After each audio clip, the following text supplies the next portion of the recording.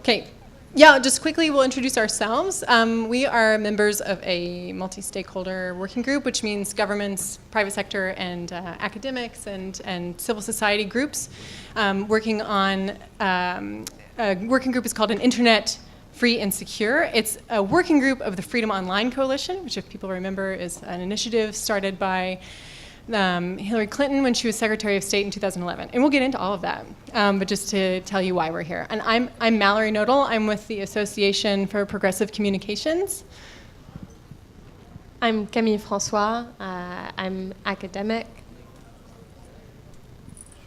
So I'm Sascha van Geffen. I am a managing director of Greenhost, a hosting provider based in the Netherlands in Amsterdam. So we're going to start off with a quick video that gives an insight into, why we feel, why we're here, reaching out to technologist community, and especially on this topic of human rights and the internet and what that means. This was done by Article 19. It's mostly focused on policy at the IETF. Protocol on the most common response. Wow. It's obvious there is no relationship between human rights and internet protocols. It's completely different things. How can it be any connection? The IETF has made a big thing of not being a political organisation, being an engineering organisation. There are quite a few people in the IETF who would prefer not to get into politics. The internet started as a military and academic network with a limited number of users.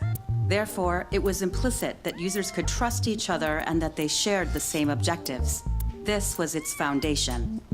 The underlying protocols of the internet, IP, TCP, HTTP, DNS, all of these protocols are enabling protocols that allow you to do whatever you want. And so you see this wonderful flowering of innovation, of new ways of communicating. The functioning of the internet is dependent upon standards. To build the first connection between computers and have them talk to each other, the Network Control Protocol, NCP, was developed. It was later on replaced by the more efficient Transmission Control Protocol, TCP, which confirms that sent messages are received. On top of that, files are cut into little parts, packets, which allows for more efficient traffic handling. With these two innovations, packet switching and TCP, the modern internet was born. Since the internet is a network made up of other networks, the biggest challenge has been defining open standards that allow these networks to communicate with each other. A vibrant city needs well-engineered infrastructure to keep it growing and running smoothly. That's why we need the Internet Engineering Task Force, a global organization of volunteers collaborating to design standards that provide the infrastructure for innovation on the internet. It's critically important to have global standards. And one of the reasons the IETF and organizations like the IETF are important, where it's voluntary, expert-based. The IETF is open. Open participation, open processes, and open standards. It's interesting because the IETF community is very heavily biased towards, white, male, middle-class American engineers. Oops. The people who work on these standards are sincerely striving for doing the right thing technically. And in a sense, they have to do that, because if they do the wrong thing technically, it won't work. And so, for the most part, issues of human rights or ethics in general are a distraction to them. IETF is not the protocol police. We cannot always control what happens in the world. I remember I've been in this space dealing with data brokers and third-party surveillors of consumers for so many years. Like 20 years ago, we brought together a group of data brokers to find out what they're doing and how much they know about consumers. And I remember so well that one of their representatives said, Lawrence Lessig said code is law, and the code that people write for the internet is determined in large part by what we do in the IETF. 20 years ago, we brought together a group of data brokers to find out what they're doing and how much they know about consumers. And I remember so well that one of their representatives said, the secret to our business is not so much how much we know, but just making sure that consumers don't know about it. Just making sure that consumers don't know about it. as it makes it equally substance influence in trials of new software back in 2000. It soon became clear that the internet was no longer a trusted space. The insecurities inherent in a network based on trust were being increasingly exploited.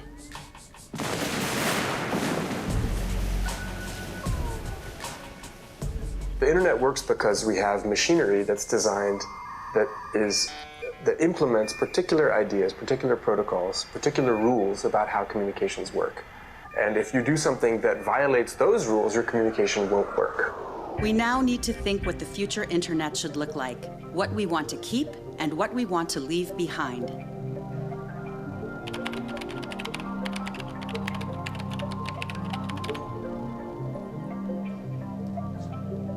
Technologists, particularly the IETF, you guys are the ones.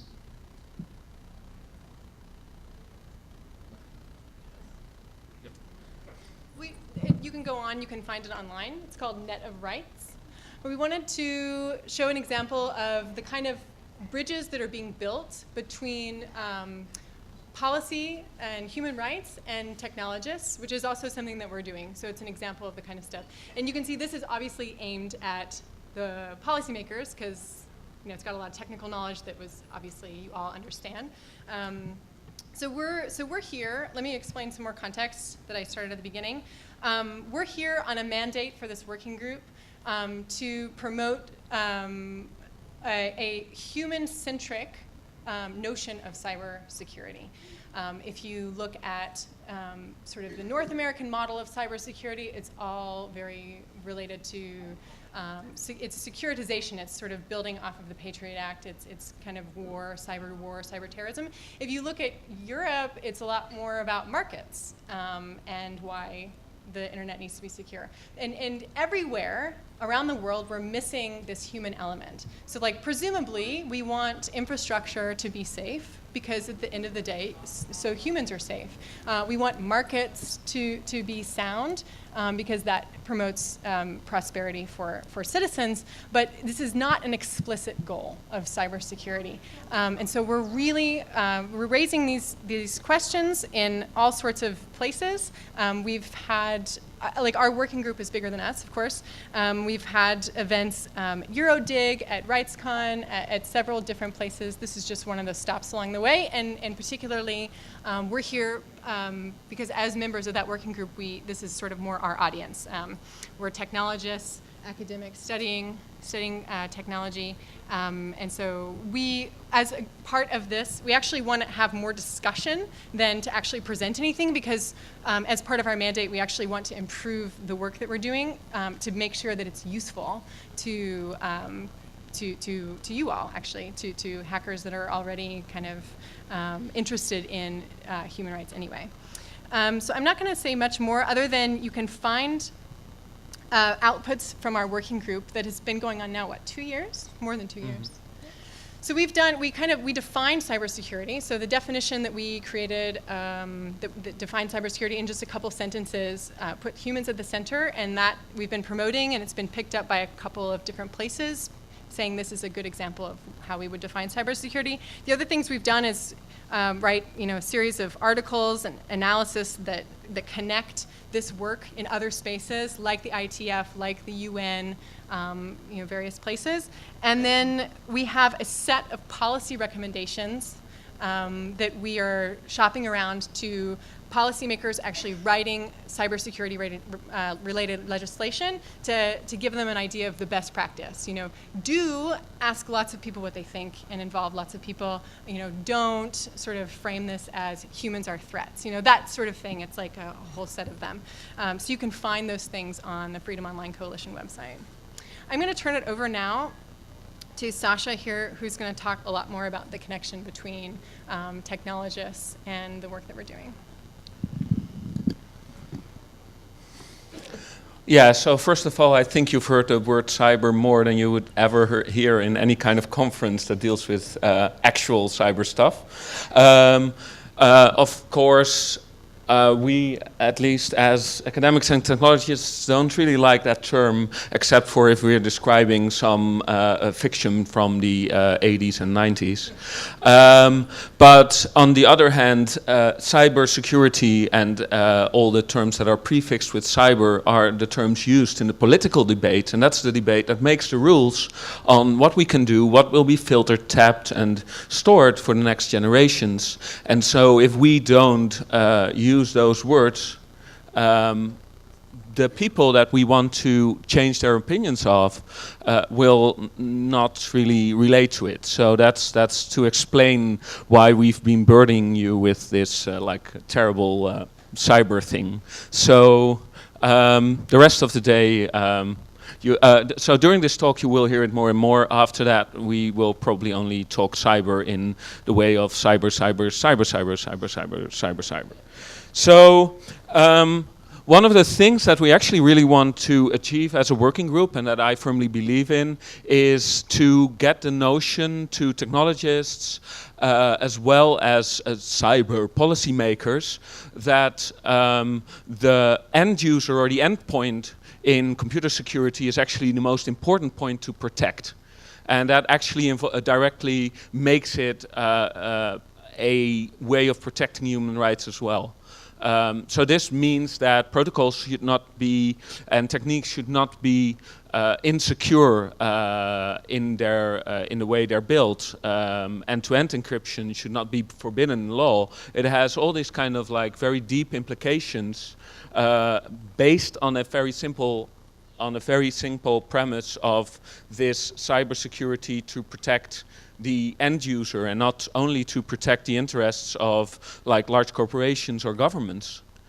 Actually, it changes the narrative in a way that we can now say, actually you governments and corporations, you're not doing enough in terms of internet and cyber security. You're doing far too little because you're not protecting the end users. You're only protecting some of your systems, but in the end your CEO or your finance department is still going to use computers, and they are going to get owned by the backdoors that our governments want to have. And so that backdoors can also be used by others. So what we basically want to achieve is shifting the debate from what is a cyber offense debate. So what are our tactical capacities to like attack other people or to attack individuals, to a cyber defense debate. How can we make sure that all the end users, that all the citizens are protected against all these potential threats? And that's by actually trying to enforce and push forward new encryption techniques and more secure computing.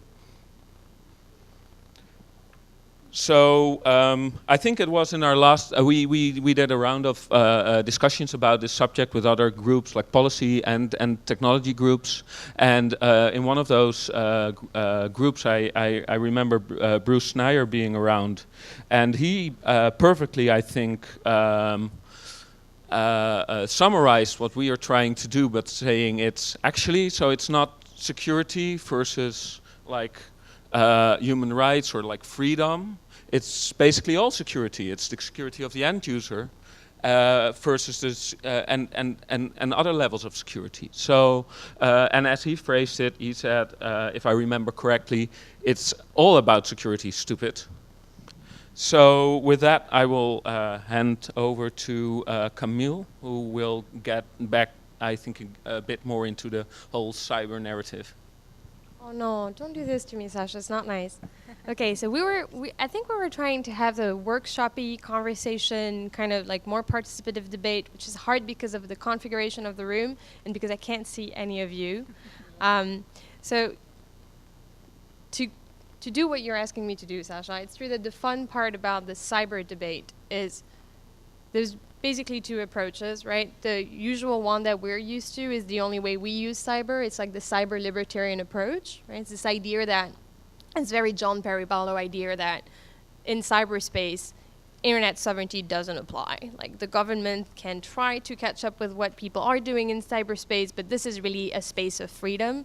It's a space in which people are allowed to tinker. It's a space in which people will create and attempt new things. And that's like one paradigm.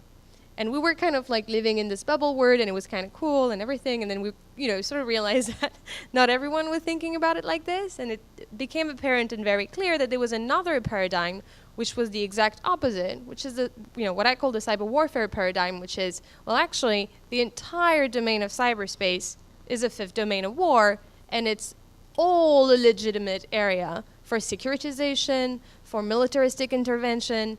And at this stage, it's like, okay, well, those two are obviously not compatible. We've obviously think that you do this, well, we think that, and we have a problem, right?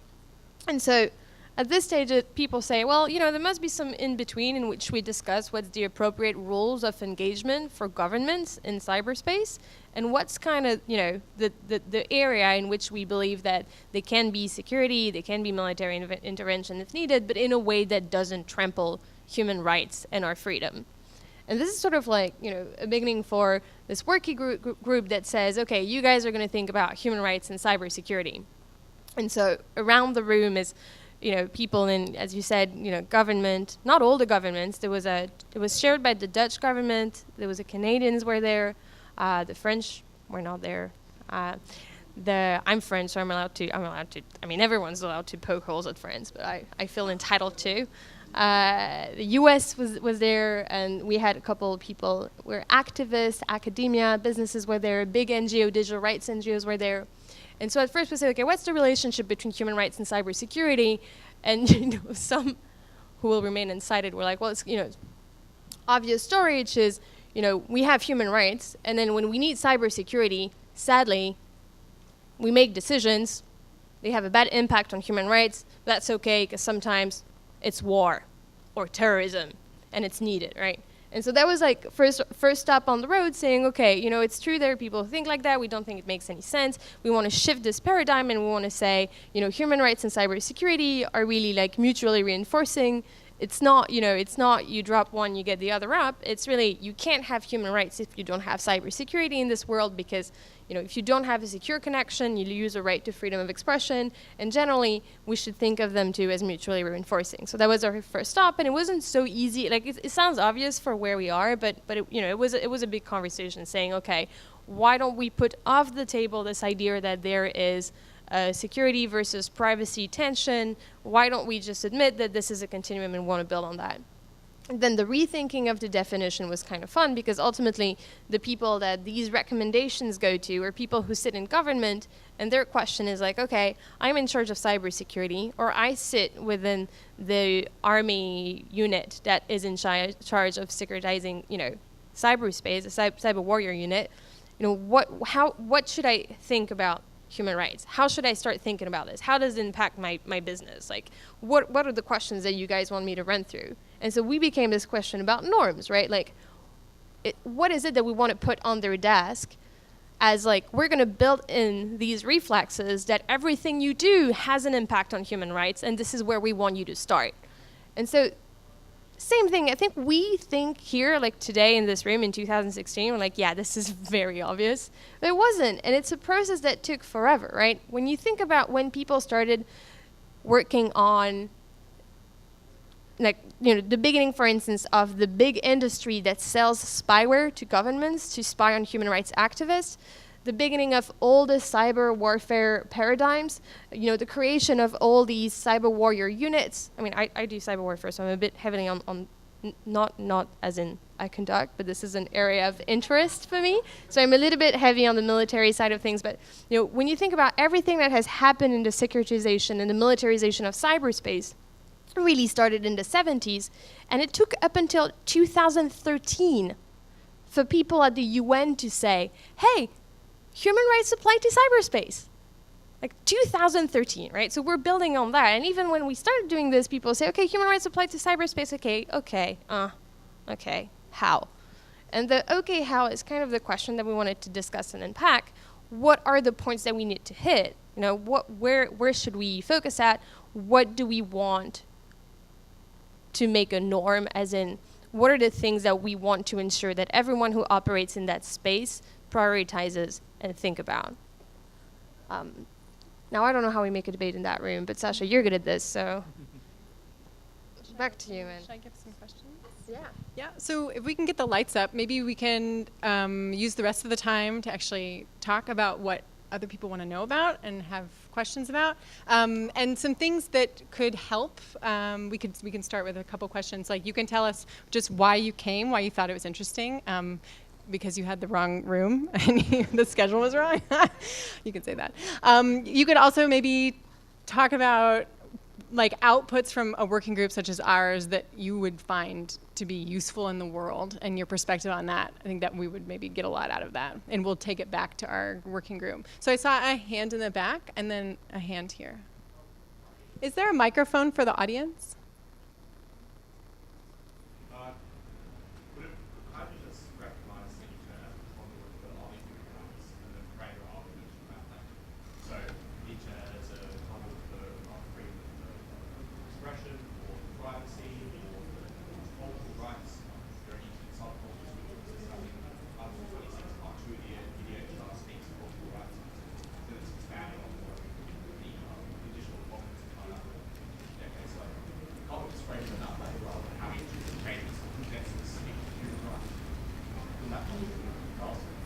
Absolutely. So the question was, can we just frame the internet as a conduit for human rights, and why are we trying to? And I think that is actually what we're doing. So we're not trying to say that the internet is a human right. We're actually, and I think it goes beyond that, because I think, as Camille was saying, it's understood now in this sort of policy world that human rights apply online as a sort of space. There's still, because there's a lot of sectors involved, and there's still not sort of wide recognition, or that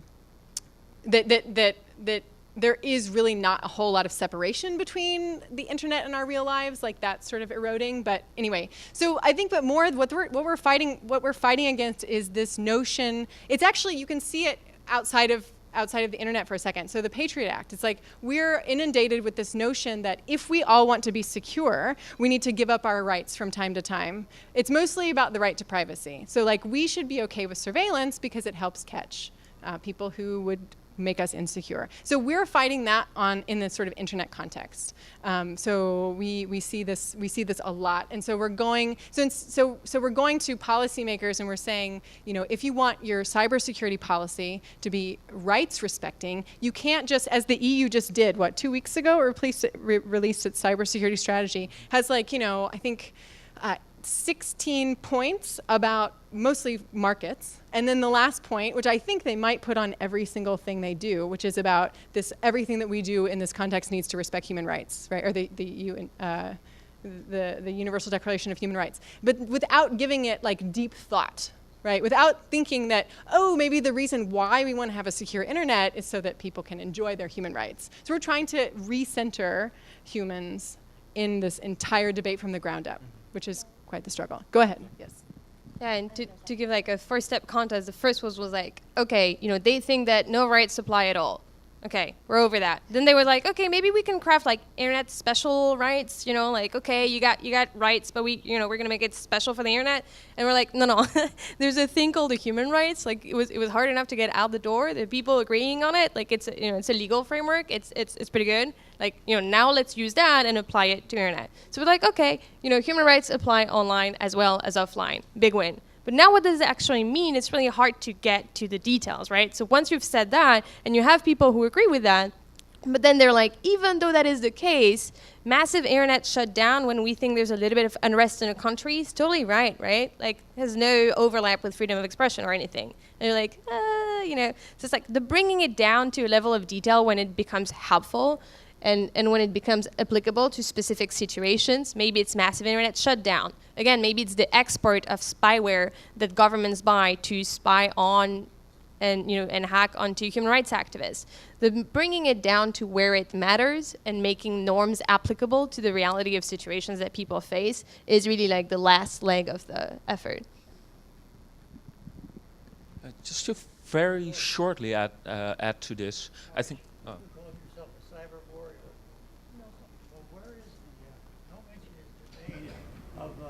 The man who supposedly betrayed our country and is not allowed back in the country. We could, Yeah, and maybe after, yeah, think there's a- we do have a stack. So there's a guy with an awesome LED or anyway, and you want to respond?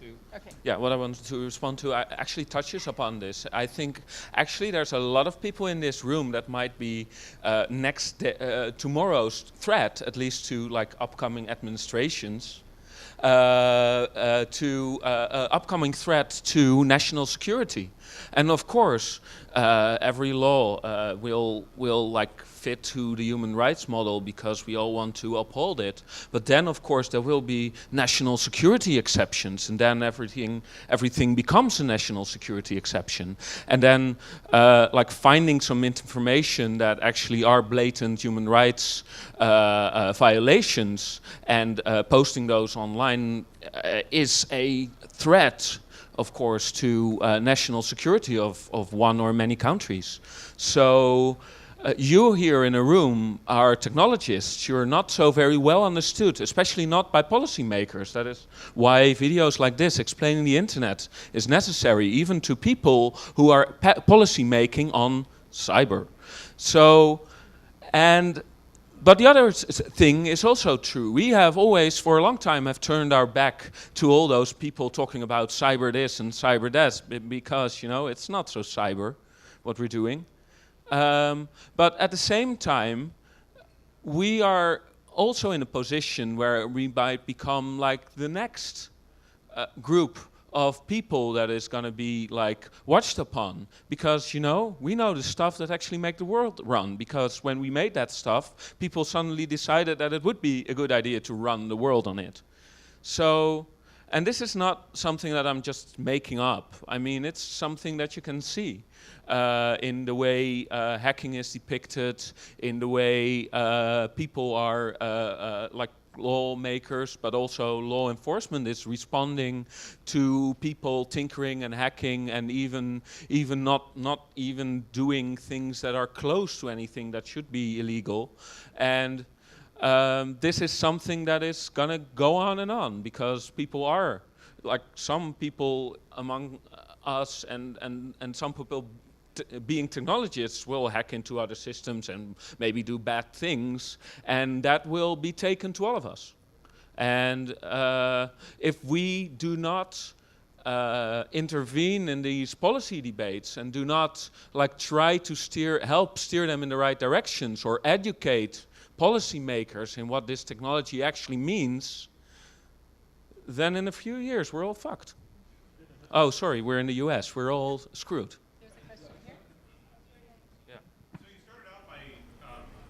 Bashing the IETF and the IEEE for setting standards. What specific technical changes do you want to make that are not currently supported and are in fact being blocked, as you assume, by the IETF? Oh, that was misunderstanding. So I don't. Anybody else disagree with that statement from that video? What statement are you talking about? Like that video started out by bashing IETF. But these were all people that go to the IETF. Right. This was an interview of technologists with IETF. What technically do you want to change? So regardless of the bashing or not, what would you like to change? Sure. Yeah, go ahead. You want to go? I think I have maybe a differently phrased question. I'm working with a commissioner who's been appointed with writing a report for the White House on enhancing national cybersecurity while protecting our privacy. And I would be very interested in knowing, instead of cataloging problems and dealing with symptoms, it's very tempting to just address symptoms.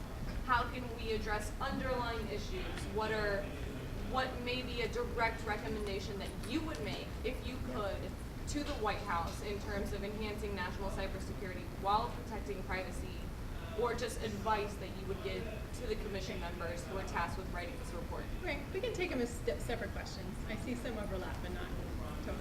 So yeah. Yeah, I want to take the IETF question, because I agree with you. It's actually unclear. This video was made, I think, by them, right? That's what I was trying to explain. Yeah, it's an IETF video, and I don't know why they started with that quote. I think that, you know, it suggests that human rights is a sort of like additional concern that they sometimes get to when they have time, and that's back of their mind. It's not my experience working with people in this community. I know a lot of people who think that protocols are going to change the world and are going to make us stronger in terms of human rights. I can think of a series of actual changes that have happened at the IETF that create a stronger, more secure, more free internet. And I think this is our number one protection, protection by protocol, human rights embedded in the protocols. I think is something we all believe in. And just wanted to clarify, I don't know why the statement was put in this video by the IETF. I think it's for them to say oh, you might think we think like that, but we don't. And I think we all agree that, protocols is our first line of defense. Now, where we get to is people who don't speak protocols and people who, whose action break protocols, what is it that we get in front of them? And they are the audience for that work, right? So the norms, they don't go to people who do fantastic technical work because A, I think they're already thinking about this a lot. B, I think that they are the first line of defense and they don't need to be lectured about human rights. It's more the rest of the people who say they care about cybersecurity, as you said, people who are in charge of making cybersecurity policy, people who are, if we talk about U.S. institutions sitting in all the security institutions from DHS to U.S. Cybercom, including, everything that's in between the NSA and all of that. Those people, what is it that they should know about or think about in terms of human rights? So just wanted to clarify that in case, I agree with you, it was confusing. I watched it and was yeah. I as well. It's interesting to look at it from that perspective. I think it was sort of trying to play to the controversy for the movie. But I mean, I'm on a working group in the IETF that's focused on human rights and protocols. It's new, and we're going both ways. We're trying to, as policy people, I'm a technologist, but showing up to the IETF and talking about human rights and getting technologists to see that sort of the open standards and the things that people are committed to in an altruistic way actually have a great deal of overlap with human rights. The way it's phrased in the Universal Declaration on Human Rights and human rights law. So, and then the other way, right? And so we want more technologists involved in policymaking. So we're trying to build that bridge, and it's really, really important. I think, so I wrote a blog post on this for this working group about why the IETF matters for privacy, and it actually laid out a lot of the issues that the IETF is working out now. I mean, metadata, for example, is a really hard problem from a technical perspective, and if you don't solve it, you have a leak in privacy, right? And that's that's not a policy issue. That's a technical issue. There are lots of these things, like OSCP stapling. We can go on. And actually, 2 years ago, Daniel Kahn-Gilmore, who is on that screen, had an excellent talk here that talked through some of those IETF-related things. I would just like to really quickly answer your question about what are some concrete things. So the recommendations you should definitely download. It's a point-by-point, they're point-by-point recommendations for people who are writing policy. And they're concrete, and you can check them off the list. You can say, yes, we have done that. We have included a multi-stakeholder advisory group in drafting this policy. We have, made sure that the only mention of humans is not to treat them as threats, but as to actually center them at the point of this legislation, which is actually what you see. I think if you would go through and look at most cybersecurity law, if people are mentioned at all, they're mentioned as a threat, right? Like a hacker or something. They're a potential threat. They're not seen as the subjects who benefit from cybersecurity law. So that, anyway, I think that would answer your question. Yeah, sure. Yeah, maybe I have just for the room a few concrete additions, because I saw some nodding when there was an ask for concrete stuff. I think concrete stuff that I can think of is a push towards using all secure protocols on all levels. Fixing problems with the security of internet routing, BGP, fixing problems with the security of other systems that make the internet work, but at the same time also can be misused, like DNS. And then there's a lot of other old standards that have some great additions that sometimes have already been published and should be implemented. And sometimes there are policies or there are even standards that still need to be pushed or standardized in this part of the process. I think if it comes to policy, if you want to protect citizens, then the basic point to start is protecting the citizens and not necessarily protecting the institutions that were made in the first place to protect the citizens. Because what is happening in a lot of times is that the protection of those institutions becomes more important than the protection of the citizens. And I think the whole narrative about national security exceptions is the kind of thing that epitomizes that narrative. And I think that narrative is in essence completely wrong. I think every law should be able to cope with any kind of thing it tries to defend, and there shouldn't be a kind of like specific exception that you can invoke almost every time. Because we're not talking about something that happens like once every 100 years. We're talking about a lot of the things that are called national security exceptions are happening all of the time.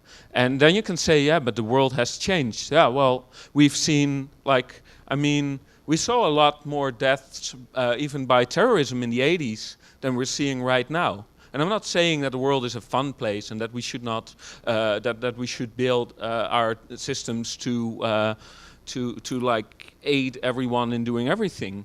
But I think also as citizens we should allow for let's say security forces, if they want to actually find actual criminals and not civilians, to have proper methods to do that in the actual world. And that's probably, it's going to be more expensive, but it's probably also going to work better. All of the last few attempts and succeeded and failed attempts at terrorist attacks already had a lot of data, but it was just not that people collected or metadata that they could construct with hindsight. Sorry, yeah. Related to this, there are two states of emergency right now. There's one in Turkey and then one in France for like 6 months. Both had attacks, violent attacks, and people dying. The coup in Turkey and terrorist attacks in France. How do you see that impacting the conversations that you're talking about, the recommendations that you have? Because state of emergency, basically, you kind of the rule of law goes out the window. Government does what it wants to do. I want to take these questions about government because I think, to be really honest, I think somehow they're a little bit unfair for us to address because we sit in a working group with governments, right? And we are the ones having to talk about this. And so when you say, like, hey, can we get something concrete? I agree with that. Like, our recommendations are super vague. You know why? Because they have to go through an interagency approval process and they're signed and endorsed by the governmental members of this working group. France is a part of the Freedom Online Coalition. We had a fantastic meeting in Mongolia last year. They were nowhere to be seen, right? So I'm not saying activists and academic and NGO people can't produce great, super specific recommendations. I can cite you like a list of them, right?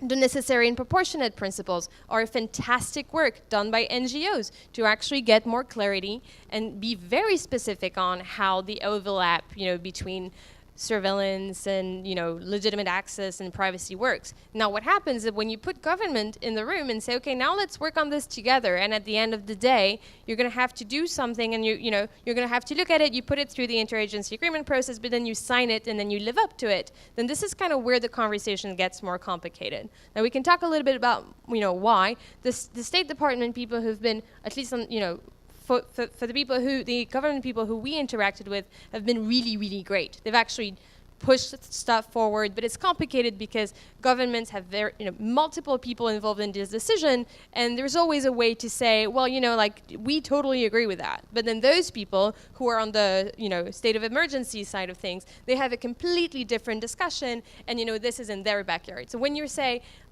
why can't we be more concrete, is because when you say, okay, let's talk about, for instance, the vulnerability equities process and how it pertains to human rights. People say, I can't talk about that, or don't have the mandate, or this won't go through the interagency approval process, or the right person's not in the room. Really led Right? the charge. So the hard part about The internet doesn't belong to vendors. The internet doesn't belong to government.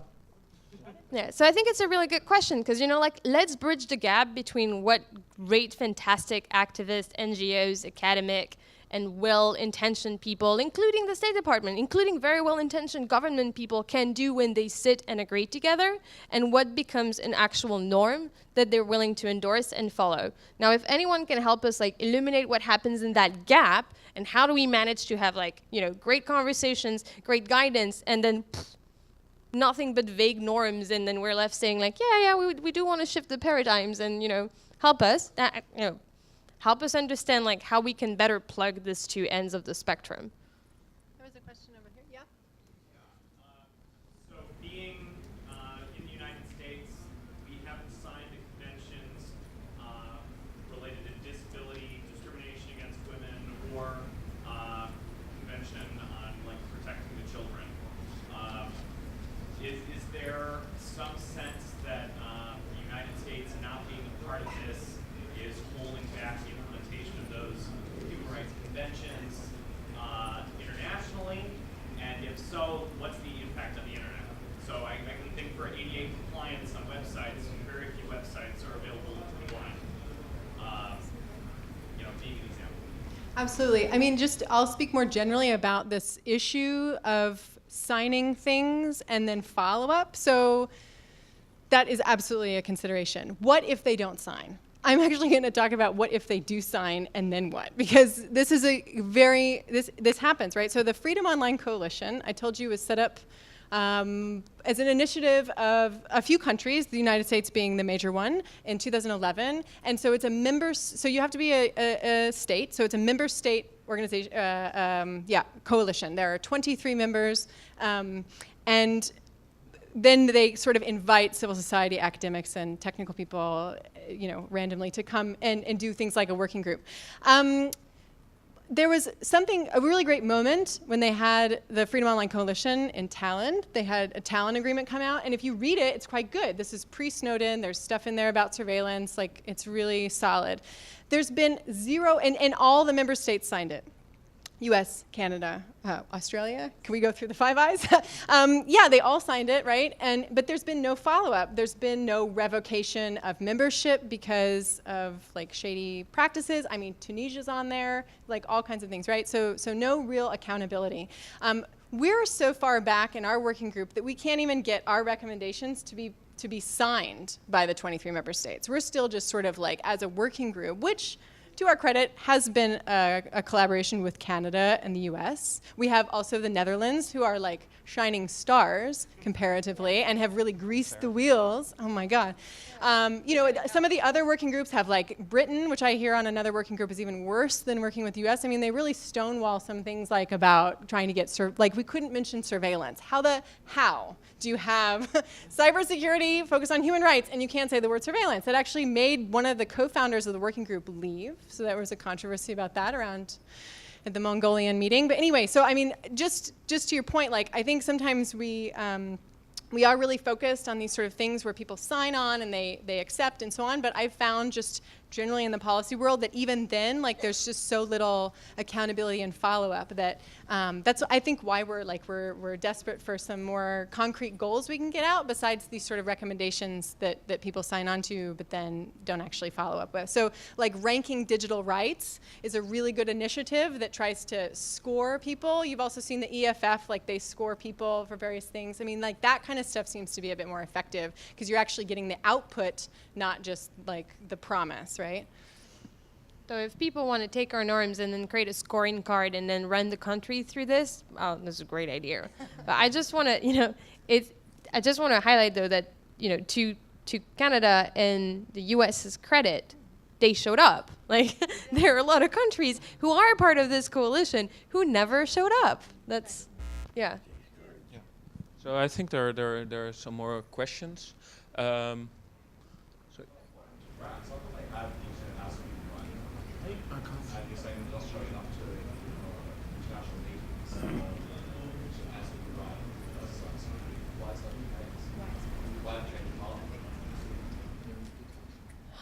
Is the question, why is French not showing up?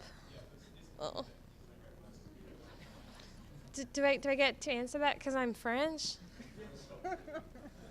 You know, I have no idea.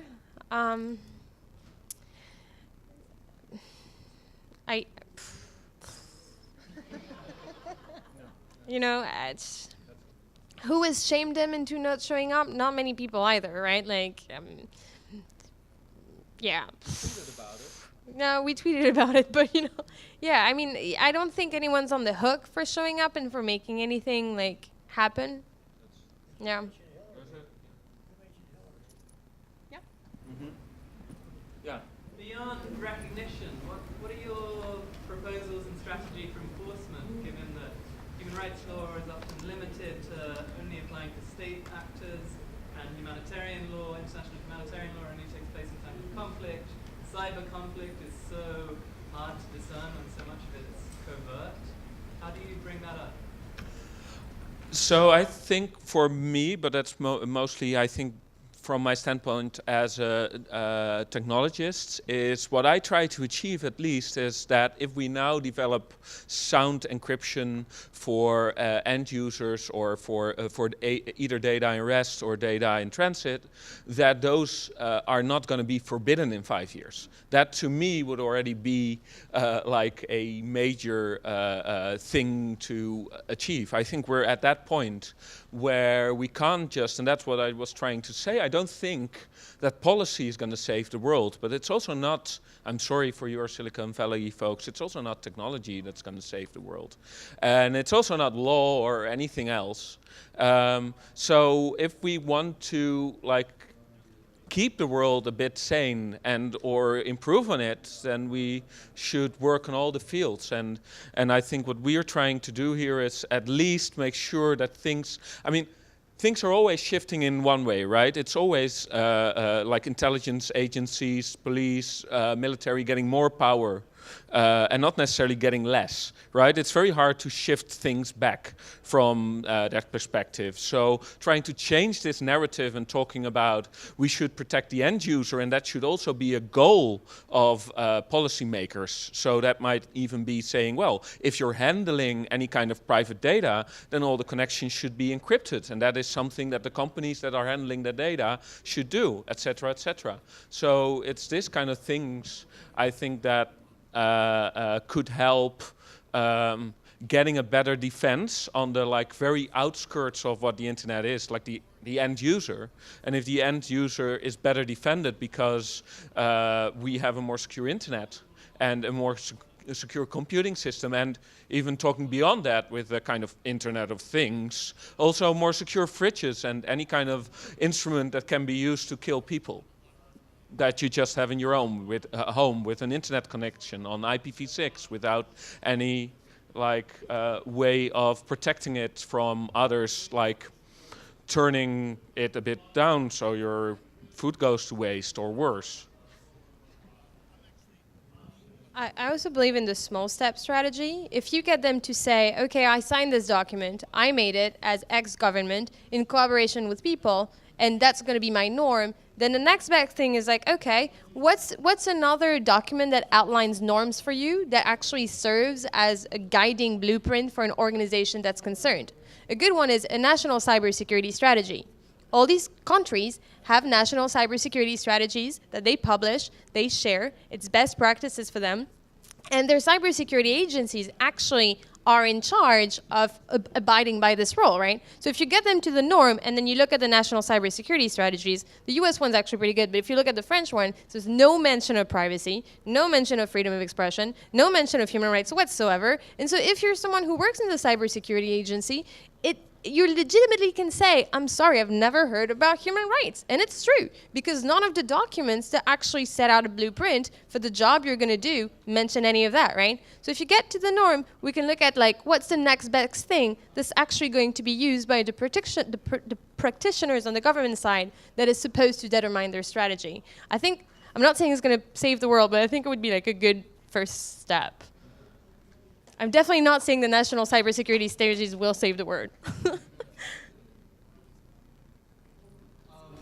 So I think one practical step we can take towards this, and this is never going to happen, but dream with me for a moment, is if governments would start publishing specs on their actual network infrastructures and things like that. I think most of us here are in the opinion that if your system can undergo scrutiny, then it's not secure. If that breaks it, that's a pretty weak system. So I think, like, we would never see an RFC for prison, but could you, like, it would not get very far if they would have written. You know what I'm saying?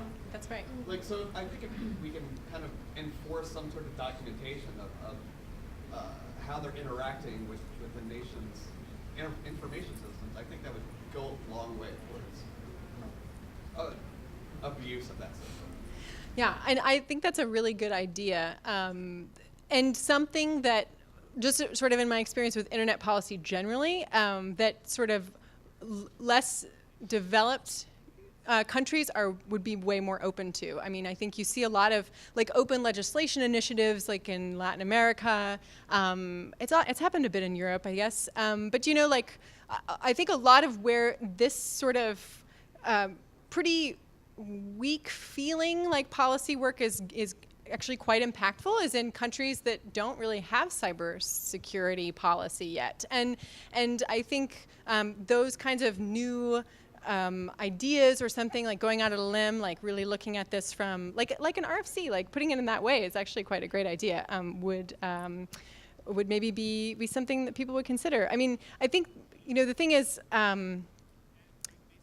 openness is really useful, but again, like there's this perception that that people are threats. They're not going to help, right? You know, technologists are at the table, but these are technologists that have gone to Ivy League institutions, that have spent time in government, that maybe they don't even have even really decent technical expertise, but they are again and again and again sort of, you know, expert technocrats, really. And so I think, you know, if you think that like, okay, opening up your infrastructure as a way of like getting a lot of eyes on it and making sure that it's quite solid, you know, that there's the impulse is not to say, oh, because there are a lot of really brilliant people out there that could help us. The impulse is there are a lot of, you know, evilly genius people that could like attack us, right? Like and that's what we're trying to shift, right? That's